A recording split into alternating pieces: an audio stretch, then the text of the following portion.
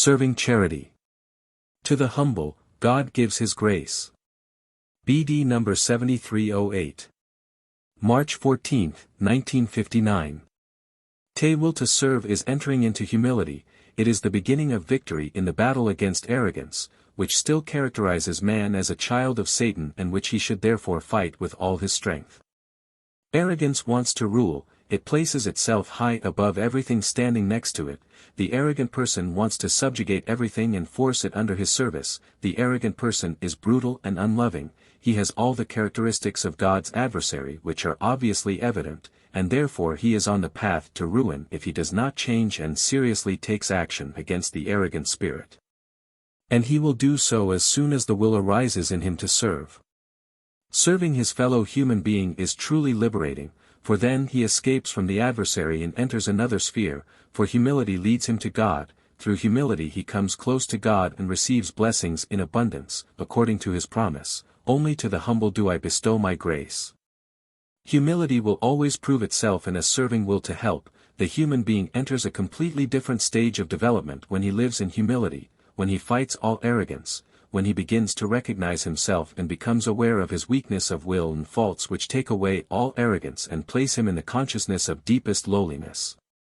And accordingly, he will also imagine himself to be far away from God, he will raise his eyes to him in true humility and appeal to him for his mercy. But this will not be a game, not an external form but profound inner humility which therefore also makes him worthy of God's grace so that he will be strengthened in his intention to work on himself in order to remedy the shortcoming and to become more worthy of God's love and grace, which a humble person longs for and requests from the bottom of his heart. The humble person has already accomplished the turning away from the adversary, for humility is a divine quality, a degree of perfection which always presupposes the turning away from the adversary, even though the person then still has to work very hard on himself in order to become worthy of God's constant presence.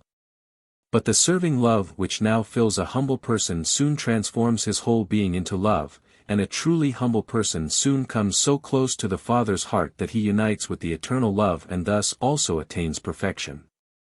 As long as the human being still lacks true humility, his process of maturing is not yet finished either, for only true humility draws the Father to his child with certainty, which proves God's childship through true humility.